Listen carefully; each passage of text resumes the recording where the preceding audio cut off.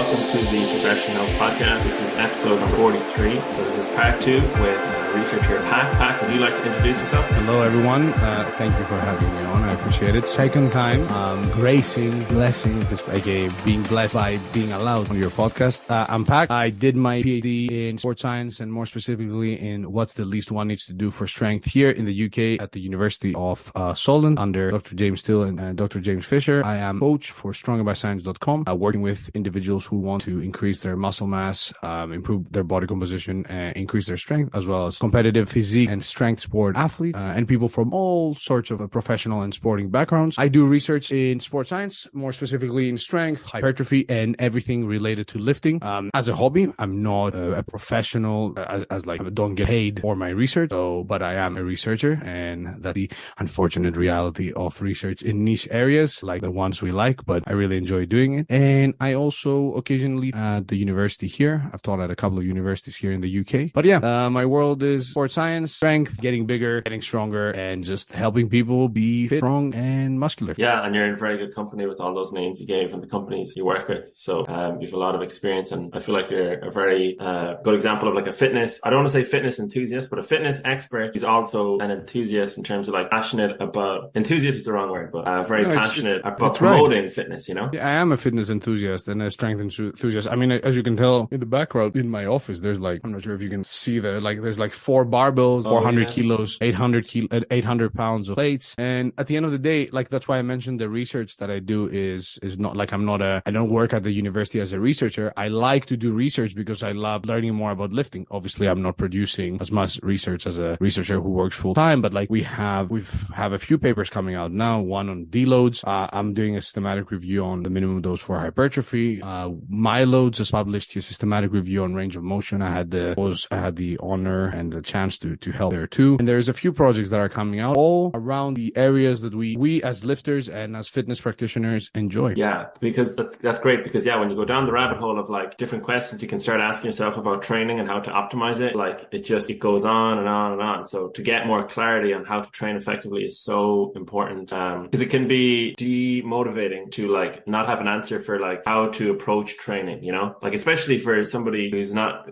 experienced with resistance training. So previously we were talking about the minimum effective dose of training. Yes. So what are you kind of currently involved? I know you gave a little bit of an example, but what are you working on currently, and what are your plans for the future in terms of your research now that you've done the minimum effective? So as I mentioned, we are at the moment getting ready to preprint. So preprinting is where you publish a study, or it goes through peer review as a preprint. Obviously, for those of you that don't know, for a study, especially with multiple authors, even before it goes through peer review, so through the process of submitting it to a journal and having 2 anonymous, random, or sometimes anonymous, sometimes their names are known, having 2 reviewers get back to you and sort of review the paper, see if everything is accurate, give input, agree or disagree with certain things, suggest changes, make comments, etc. Before that process, if you have multiple authors on a paper, that paper will have gone through essentially some initial stages, because when you're 6 academics on a paper, you are all commenting, changing stuff, correcting. So we're expecting to preprint while we submit it for peer review paper on deloads. The concept of deloads, I think this is the first paper that has looked at deloads in general, but more specifically in deloads in strength and physique sports. And this is a paper by Lee Bell, David Nolan, Bellu, Imonen, as well as myself and a few others. And we did a few interview and survey studies, coaches and athletes of the highest level in strength and physique sports, including a bunch of academics, or including a lot of PhDs. That's one thing. Milo, as I mentioned, a good friend, colleague, and lover. No, not really. Maybe someday, you never know. But yeah, a good friend and colleague who is also located in Southampton doing his PhD in muscle growth, range of motion and muscle growth, as well as muscle strength. He recently published his systematic review and meta-analysis, which is called, let me just see the exact title, is Partial versus Full Range of Motion Resistance Training. And it's also available as a preprint. I'll send you the link so you can input it. So it's called Partial versus Full Range of Motion Resistance Training, a systematic review and meta-analysis. And I had, as I said, the honor to help there. That was also a project that is out. And I'm also working on a minimum dose systematic review and meta-analysis for the minimum training dose required to increase muscle hypertrophy, which it kind of exists out there. If you look at certain papers that have looked at volume and hypertrophy, you can kind of see, if you look at the lower volume studies, what they found, you can kind of see what's the least one can do there. But I don't think that it has been properly highlighted in the literature literature, at least in the way that people can look at a certain paper and be like, okay, this will sort of tell me what the current literature says in terms of what's the least one needs to do to get significant meaningfully. That's all. There's another cool paper that is on powerlifting performance and how it looks over time that is also coming out. That's something I wasn't involved in as majorly as projects that I mentioned, but that will be coming out as well. I think I'm probably missing something, but these are some of the major projects that are en route here. Right, so you're staying active and on top of the literature. So for those who don't know, what is a deload? Who does the deload apply to? Like, who should consider a deload, and when should it be considered? You're asking a big question here, and that's exactly what the paper answers. So as it stands, the definition of a deload in the literature is a bit all over the place. The way we find it is as a week where training stress is. We did a survey, so for the survey we had to define the way we perceive the deload. But I'll give you that definition. But in terms of how coaches and athletes usually find a deload, I'll let the paper do the speaking there because it's a lot. And if I start unpacking that, then this episode will be the deload episode. But the way we sort of defined it as authors, it was this. So deloads, aka light weeks or recovery weeks or unloads, etc., are lower training stress days or weeks utilized to reduce fatigue. Now, I'll respond to this more as a coach, which obviously my answer is somewhat affected by the research that we did because we conducted interviews. I got to speak with a lot of coaches and athletes. So obviously I have some of their input has informed my practical applications. So I'd say a deload may not be necessary for people that are just training for general muscle mass and strength. So for your recreationally active individual who's not necessarily pushing themselves to the limit every week and who may not be following the most structured of programs and is just going to the gym, hitting the weights relatively hard, but nothing too crazy, we'll have a few weeks where they're traveling, some weeks where, work gets busy, so they'll miss a couple of sessions. I think for them, a deload, so a lower stress week may not be necessary. So may not be necessary does not mean they cannot utilize one. I'd say for individuals who are training very hard, there will come a point where if they have a lifestyle and a sort of setup that allows them to train consistently without any breaks, so there's no traveling, there's no random week where they skip a few days of training and they're able to get in their very, very hard training week in, week out. I think for those, there will come a point where their body will say, hey, you got to take it easy. They may start feeling niggles and pains. They may start feeling run down. Performance may start regress. And when those signs pop up, it may be a good idea for them to take a step back and do a deload week, essentially a week where their training is much easier and at the same time it is not as heavy, if that makes sense. So a week where their training volume is down, they still go to the gym, maybe do half of what they were doing before. They leave more reps in the tank. They still do something. There is still movement. There is still some exercising, but it's a very relaxed week. Yeah, very good. So many things to say, but so David Nolan from Ireland, right? Yes. Yeah, very good. Barbell medicine mentioned the infamous, yeah. Barbell medicine then mentioned, I don't know if I can't mention them, but yeah. So anyway, they talked about deloads could be like a day or a few days, not just a week. So that's something I want to ask about. And then just with deloads, does it kind of come from so it's not just invented in powerlifting, it comes from kind of like Olympic sports, that Olympic cycle. Is that where it originally comes from? And can you kind of just follow books about training for the Olympics? Does that make sense? Or is it just a new concept that is purely being used in powerlifting? It's as if you've read the paper and you're asking questions based on the paper. I actually haven't, no, but you're going to say this to me. Yeah, it's impossible that you've read it because it's still not out, unless you've hacked one of us. But no, that's a spot on question because there's also tapering. So, and that's something that is often used interchangeably with the term deload and taper, even though a taper is something that prepares you. So again, allows you to dissipate fatigue and prepare you for a specific event. So on a specific day, you are on your best performance. For example, the Olympics, an Olympic athlete,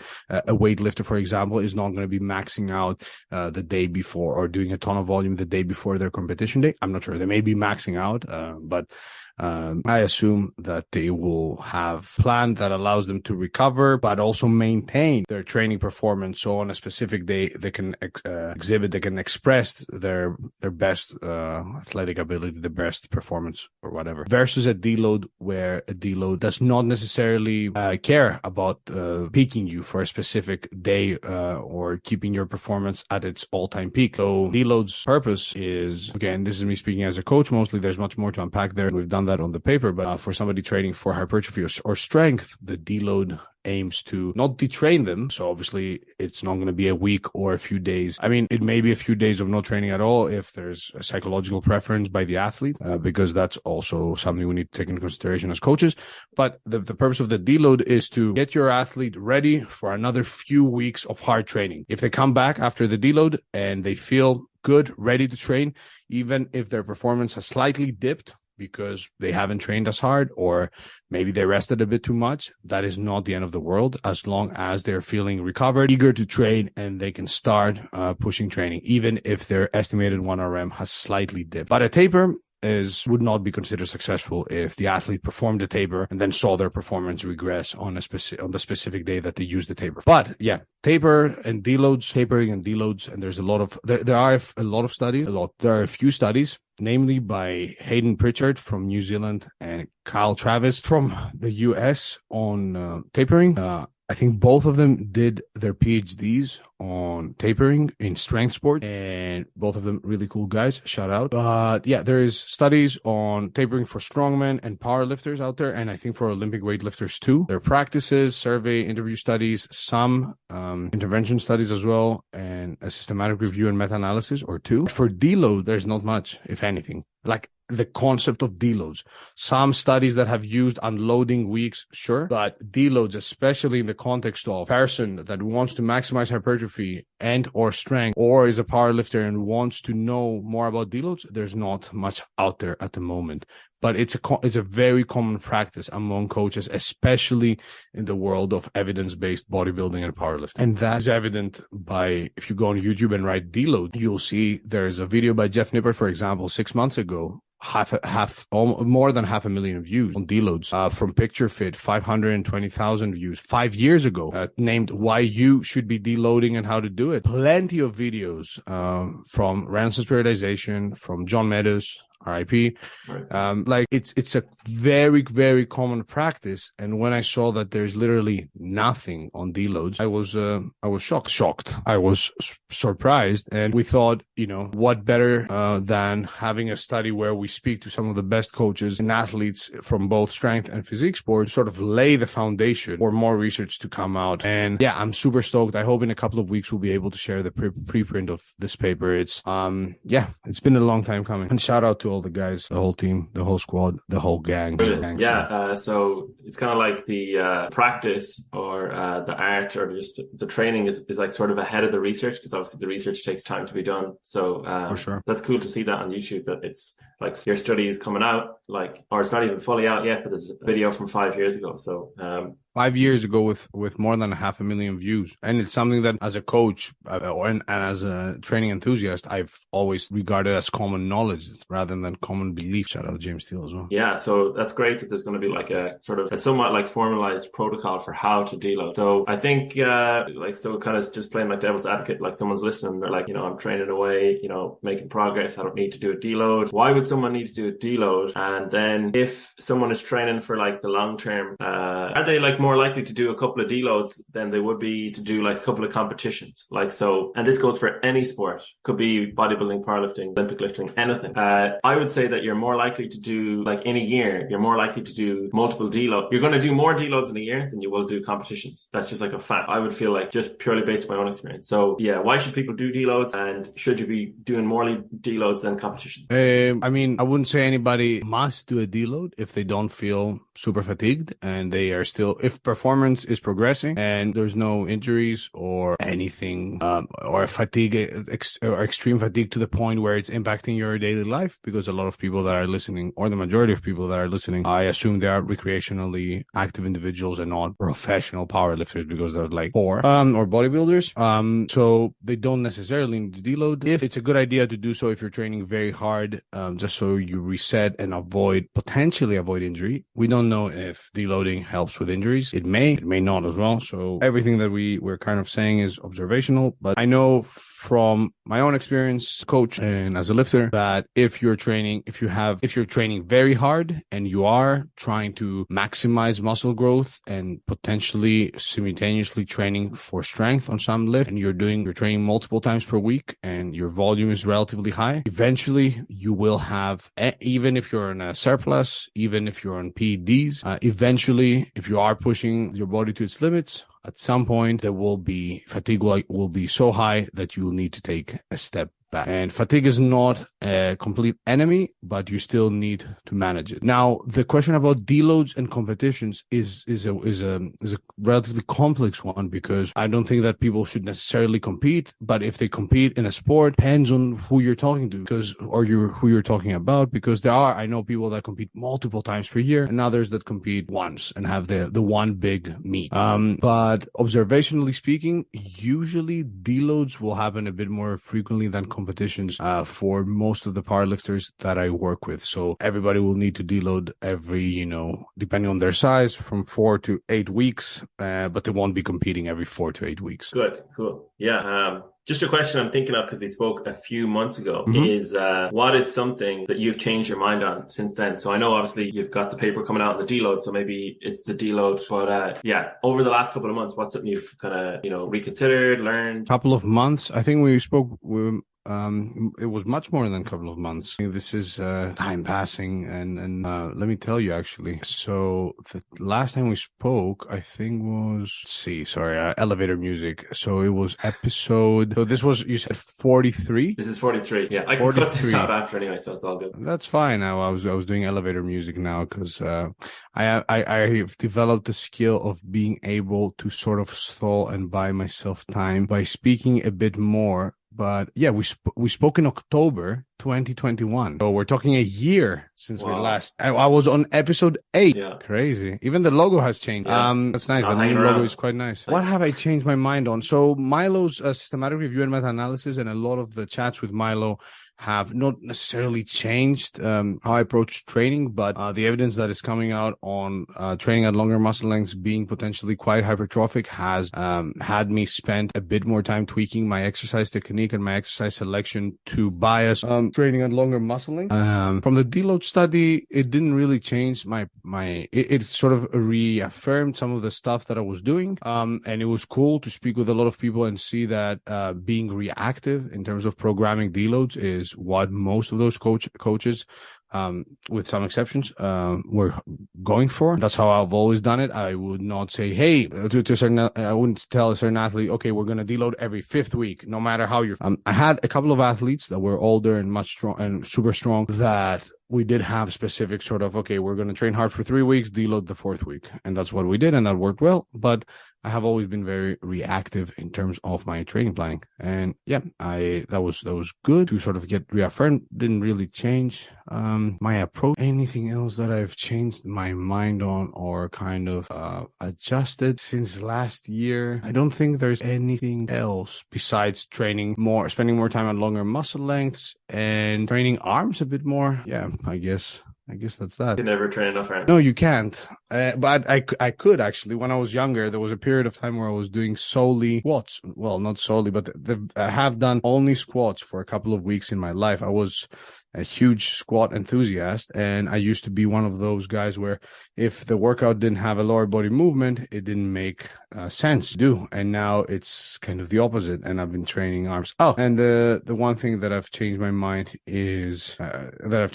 on is is exercise selection for some body parts that, or not really changing my mind because I wasn't against it, but I've started paying attention more and training the long head of my tricep a bit more, and also spending time again in the stretch position for some of the bicep exercises that I was so varying my exercises. Like very good, yeah. So reactive training systems, Mike Toucher, you might have a job with him if you keep on being reactive. And just in terms of like how to kind of, I'm jumping around, but just how to explain a deload. Is it kind of similar to how people use vacation in like the working world, where they're like, I work really hard, but then I have this vacation coming up. So they kind of like, they sort of like use the vacation as like time off to recharge and they go again. Would that be a useful analogy? And then the second part is, would training at the end ranges of your reps be more useful for like kind of your functional movement? So like, for example, I saw a video of someone doing a deadlift where they were going like at a deficit. They were going further than the floor. Would that have more of a carryover because it would keep their body more mobile? It would improve their mobility to train at end range. Yes, I guess. I think that you're referring to Milo's Milo's deadlifts, right? Yeah, where he was on a double deadlift. Do I think that doing that would definitely make you more functional? No, because even if you reach down and do a deadlift, I think for daily life, like if you are training the deadlift and you are picking up stuff from the ground at normal depth, I think the carryover is okay. It's fine. Would it help you get more flexible? Would that make your life much better? I don't know. Are you picking up stuff from a deficit on a daily basis, like a deadlift? If yes, then yeah, sure. But I don't remember the last time I ever had to lift, 160 kilos from a 2-plate or like anything equivalent to 2-plate deficit, in my life. So I think even if you're just deadlifting and doing some RDLs and paying attention at, getting a full range of motion, you are ticking most boxes there. Got it. Okay. And then the analogy of vacation that people typically take in the working world, is that kind of similar to how people could use a deadlift in their training? A deload, you mean? A deload, yeah. What did I say? You said a deadlift, and I was like... deadlift, I'm getting tired. A deload. That's fine. Yeah, I think it's a relatively good analogy. So the same idea, I mean, it may be a holiday, it may be a break, it may be a weekend away. You're working super hard, stress is building up, and you know that you are reaching your limit. You've had a very hard week at work, constantly something to do, and you take that weekend away so you can bring down your fatigue, and you can then return on Monday and keep working. So I think that analogy is perfect. So yeah, that's a good way to put it. Some people, again, will not need a holiday. I'm pretty sure that in the US, especially where you are, the culture versus some places in Europe in terms of working and, no days off and just working, is something that a lot of people not adhere to, but employ. And, there are people that can just not take a huge break and they can still push or work with just, obviously there will be a day off here and there. Other people need bigger breaks so they can push even harder. Good analogy. Yeah, for sure. There's definitely, just in terms of work, there's definitely people who work or like who could train right the way through. I think actually just thinking of training, it's like you could train in such a way that you would never need a deload. Like you could like really lower the volume for like, days or weeks in a row. You could just periodize it in such a way or auto-regulate it in such a way where you would never need to take like a full black and white like deload.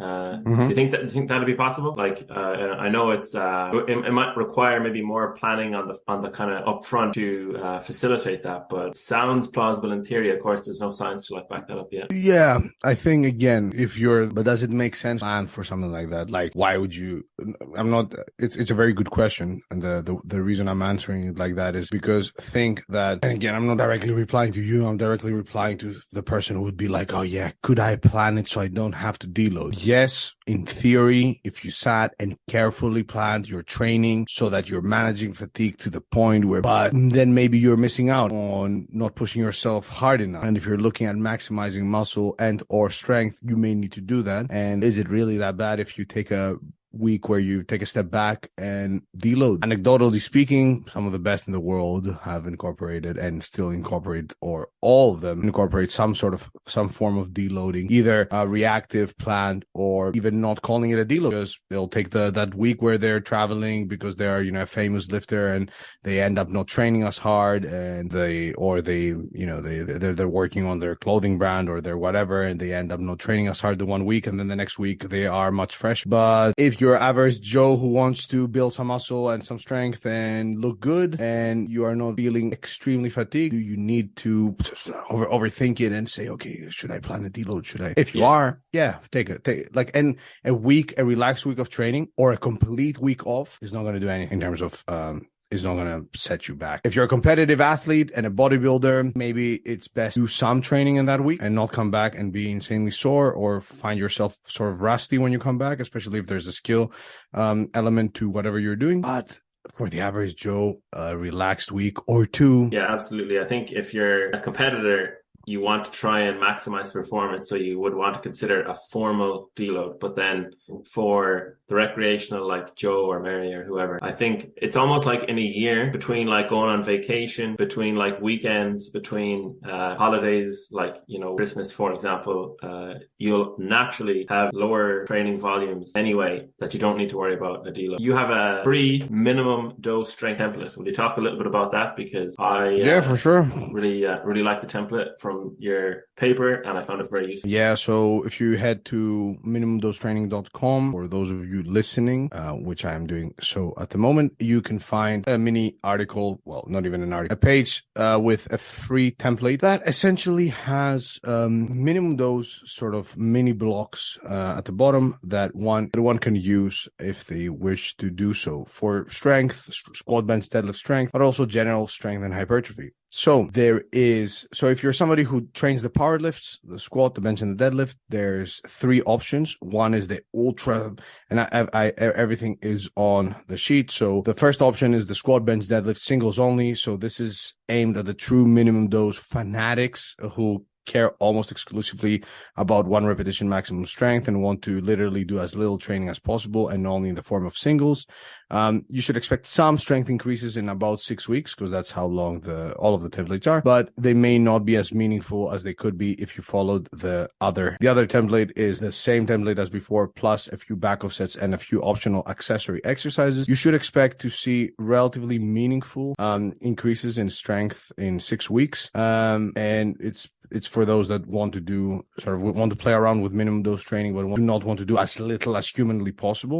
You can expect to make meaningful strength increases in 6 weeks. And then there's another template for, again, squat, bench, deadlift with some optional accessories, which is in the form of AMRAPs, so higher rep sets. Again, you should expect to make some strength increases, but terms are going to apply. It will depend on how you are. How your previous training is. And then last but not least, there's a general strength and hyper template, which is for your average person who wants to get bigger and stronger, has a few compound lifts that you can use, and that's about it. It is very low volume side of things, is mostly centered around SBD, overhead press, barbell row with a few optional accessories, but you can play around with those templates as you like. Again, the minimum dose concept is a concept. It's not like a method, and so I write that on the website as well. You could add exercises, you could take away exercises, you could add a couple of more sets, because you may be somebody who has already been training with very low training volumes. So what is on the sheet may be too little for you to make progress. For others who have been training with very high volumes and are not used to sort of higher load training for squat, bench, deadlift specifically, doing so may allow them to sort of alleviate some of their or reduce some of their fatigue, and at the same time practice 1RM specific, do a lot of 1RM specific work, which can then translate into some more meaningful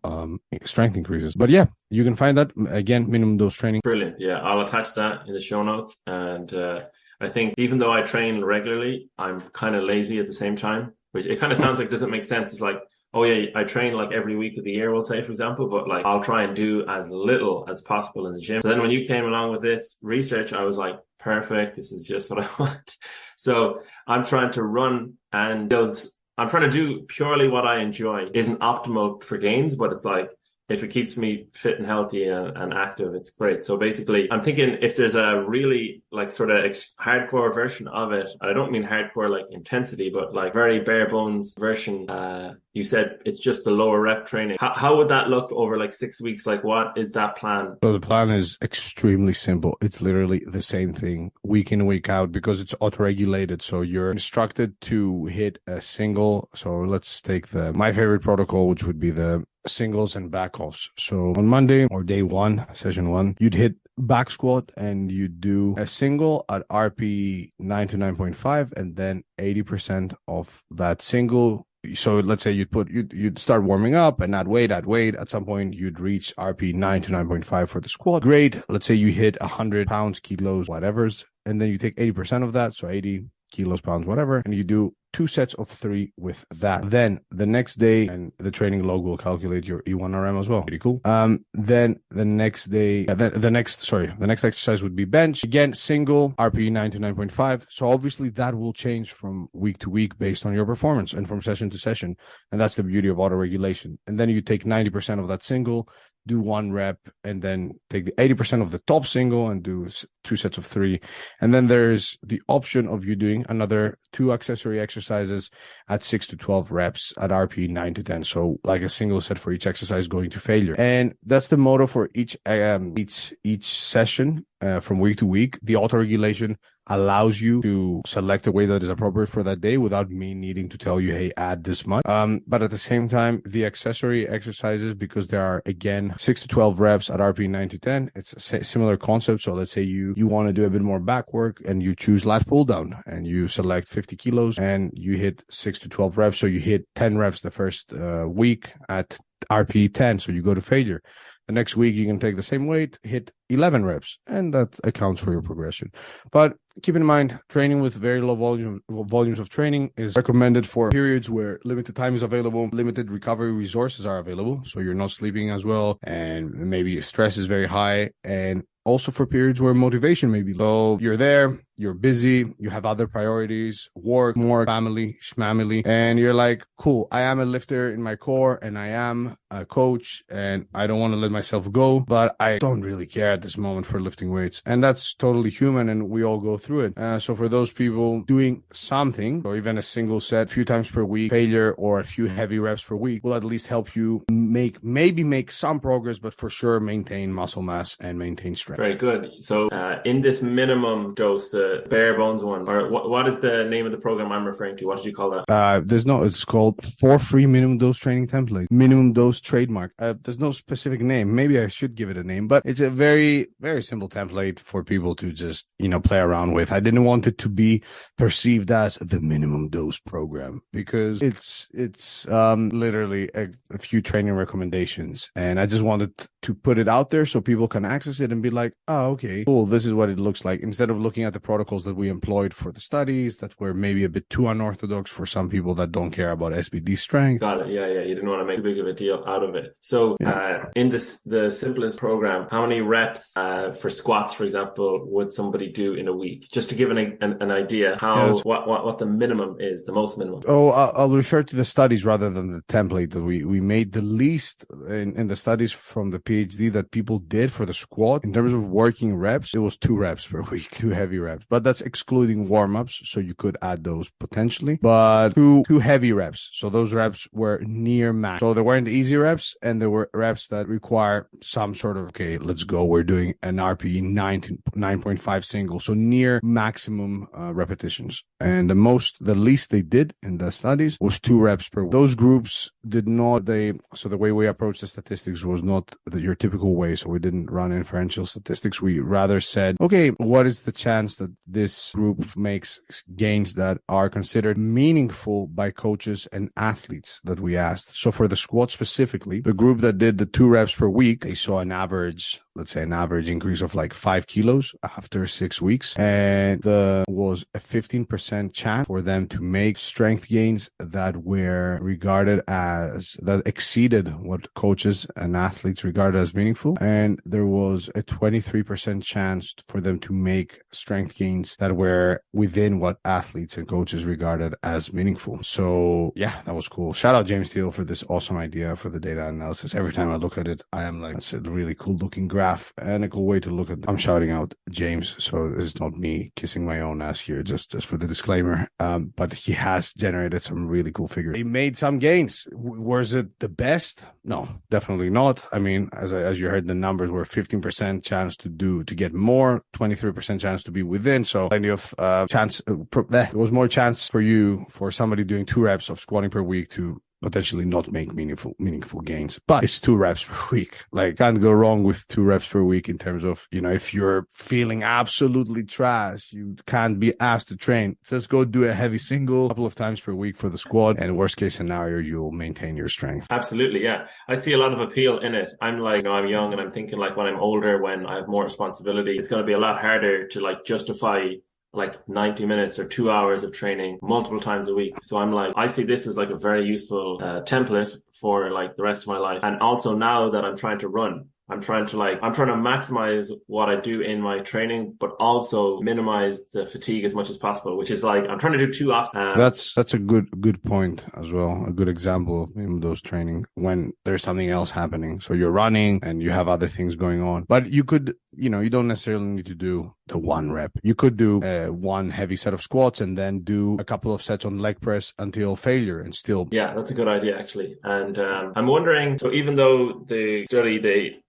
so to add 5 kilos to your squat after 6 weeks, like, I think a lot of people would take that, but let's just say that's how much it is. But do you just kind of continually run that plan and minimize the fatigue and, hope to make meaningful gains over the long term? Or I don't think so. I think you could run it. Important to also remember that in these studies, the fact that they increase their strength, you must also consider that the increase in strength doesn't represent an all-time PR, because we are talking about powerlifters, right? So if you took me tomorrow or next week and you had me do a 1RM test for my deadlift, surpass my all-time best or hit my all-time best, would I be close? Would 6 weeks of very specific 1RM training allow me to potentially hit an all-time best? I could just hit my all-time best again. So my all-time best on the deadlift is 282 kilos, 82.5. Respect the 0.5. No, joking.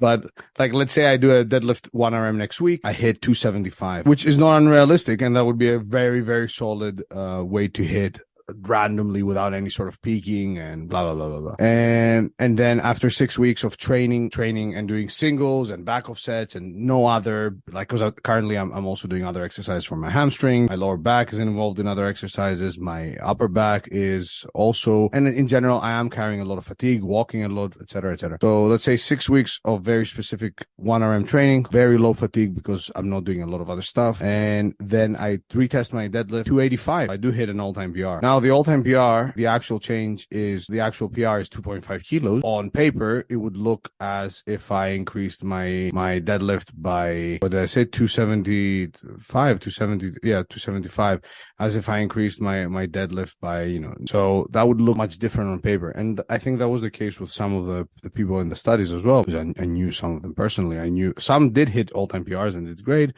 Others increase their strength in the time of the study. When we're talking about all-time PRs, that's a different story. So that's a limitation that we need, that I don't think I've highlighted enough. Yes, if the 5 kilo increase, even if it's not a PR, if you're training with such low volume and you're seeing something going up in that time, that's still very positive because you are not spending a ton of time in the gym. So the fact that, maybe it's not an all-time PR, but you still manage to move 3 steps further than 6 weeks ago just by doing a couple of singles, I think that holds value. I'm not going to say a lot of value, but holds some value for powerlifting and for you and I. Absolutely, yeah. As our training career goes on, it's like if the younger version of us put in 20 hours a week in training and hit, a 300 kilo deadlift, soon. Yeah, I'm just throwing out numbers. And then like an older version of us put in half the time and hit like 90% of the deadlift, that'd be like a win on that. Almost would be like a PR because you put in less time, but you still got like a really good result. So I think this idea is not going away at all. I think it's going to be like around, like really useful. So kind of brings me to the next question about it being useful is, so I'm trying to run, be strong, and hopefully get stronger and hopefully get fitter and run faster. Do you have any kind of recommendations based on just maybe like your experience with resistance training about how to do and running at the same time, or maybe just train two different activities or another activity outside of resistance training at the same time and progress in both? So just maybe any advice you have for that situation. Sure. So you could run and have a dumbbell in your hand. No, I'm joking. I'd say, look, unless you are training for like an ultra marathon and you're doing absurd volumes of, aerobic training or running specifically, you can definitely train for lifting weights, be big, strong, shredded, whatever, be on top of your game in terms of strength and still be on top of your game from a running perspective. Now, on top of your game with an asterisk, you want again to like maximize running performance and make the most of it.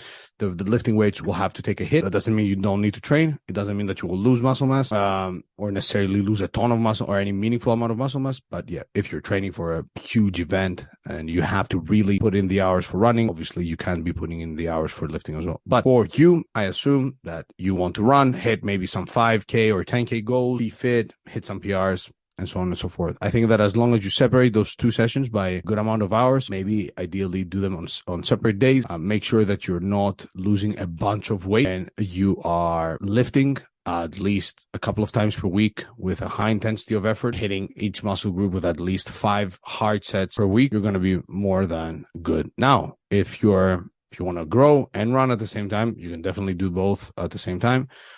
Again, you'd have to account for the extra calories burned from the running. Make sure you're eating enough, your body weight is slowly trending upwards, and at the same time that you are structuring your program in a way that allows you to get your run in without that affecting your training session. So if you're running Monday night or evening and you've scheduled a huge leg session on Tuesday morning, maybe that's not the best idea. Maybe it makes sense that Tuesday morning is your upper. It's a bit of a myth that, oh yeah, running kills your gains or whatever. As long as there is some planning and you're not running directly after lifting weights or directly before, which you could still do and you would not die or you wouldn't lose muscle mass. And for some people, it would be fine.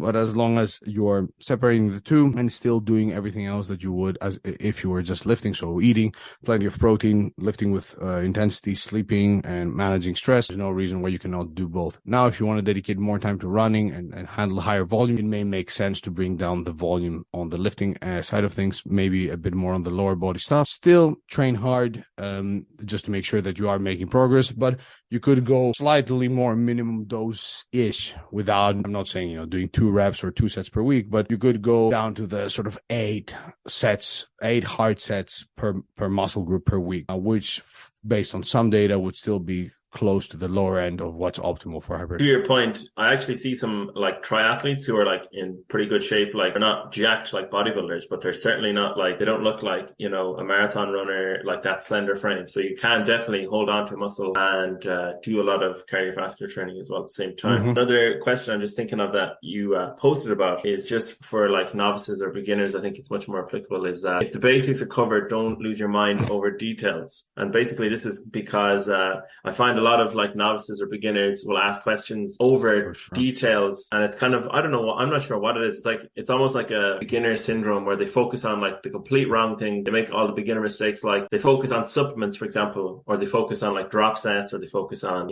intensity as opposed to just like consistency or like sleep. So we'll just talk a little bit about focusing on yeah, and I mean it's something that I see a lot as well with coaching too, especially because we cater to people that may be inclined to read about all the details and are evidence-based, etc. And don't get me wrong, I get that it's somewhat cool to be a reductionist or vice versa to be, very scientific, but there is a happy medium for both. Nobody's saying, hey, I'll read from a post that I've written. So nobody's saying, hey, don't care about details and just train hard, brother. But at the same time, if you're finding yourself overwhelmed by the amount of information that is out there, how often should I periodize my rep ranges, and should I be doing sets of 5 to 10 or 10 to 12? And I read this guy said that higher reps cause more fatigue and long muscle length, so I should be training my hamstrings this way. And I read an article that said that seated leg curls are better than lying leg curls. Okay, so that's that. Okay, this guy's showing the trap bar. It's telling me that the trap bar is not the best because of this and that. Okay, biomechanics. Now my lats need to be trained this way. If you're finding yourself overwhelmed, take a step back, and you could make it as simple as getting stronger in the 5 to 10 rep range on a few compound exercises, including machines and or barbells, because people say the compounds and they only think of deadlifts and rows and bench and overhead press and squat, when in reality a lat pull down is still a compound exercise. You're using multiple muscle groups. So what I wrote is I made an infographic a meme where it's Venom dunking over Spider-Man, and on Venom it says getting stronger in the 5 to 10 rep range on a few compound exercises, machine and or barbell, and then Spider-Man who's getting dunked on. The caption is trying to optimize every training variable as a beginner lifter. And I said the above does not mean, just don't think about anything, don't learn anything, just train hard. You can still invest time in learning about basic training principles, more advanced training techniques, and ways to optimize your training for strength and or hypertrophy. But if you're a beginner and you're feeling somewhat overwhelmed, you can also worry about implementing all that stuff in your own training later down the line. So as we advance in our lifting careers, being smart about our training is important, and adding 10 pounds per week to our lifts will stop being the best approach, and it will be too simple to optimize hypertrophy and strength. So if you're a beginner and don't know where to start, just start getting stronger in the 5 to 10 rep range on a few compound exercises while gaining a bit of body weight. That will probably get you a ton of results for the first year or years of your training. Do around 10 plus hard sets per muscle per week, depending on how you feel. If you want to do more for certain muscle groups, do a bit more, and add a bit of weight to the bar or machine whenever you can. So again, when I say compound exercises, I don't mean the basic barbell lifts, but rather exercises that work multiple muscle groups at the same time. Those can also be machine exercises like the leg press or lat pull down. If you do enjoy geeking out over training and it doesn't overwhelm you, you are still able to make progress all you. So I'm not going to tell you don't do that or don't care. Yeah, I bring up that just because I've seen it with other people, but also in myself, like getting into running more, and I'm like, I need to get the right shoes and I need to get the right nutrition set up. I feel you, man. The running I need to do. I haven't done the basics, which is like, just run consistently for weeks or months. And I'm worrying about optimizing before I've actually, a base level where I've graduated from being like a beginner to like kind of I'm asking myself intermediate questions when I'm still a beginner, basically, is what I was doing. And I think it's easy to get into that kind of situation. Sure. And I think that push things and push knowledge and learn stuff. I did a PhD and I'm constantly reading and talking with friends about the smallest of details, about things that are probably trivial at the same time. And okay, for the extra 2, 3, 5%, you may want to get, if you've maximized your growth and strength, you think of more. But if you're a beginner or if you're a late intermediate lifter, you'll need to think more of your training, and smart training is definitely recommended. But as an athlete, and especially if you're overwhelmed, take a step back, get stronger, get in the gym, build consistency, build the habit of lifting, and the rest will. Yeah, I would even go further, and I would say enjoy one. So just focus on that, and that will get you so much strength gains, so much muscle gains, because perfect your plan and optimize it, and then force like growth. Like you just have to let the body kind of like react and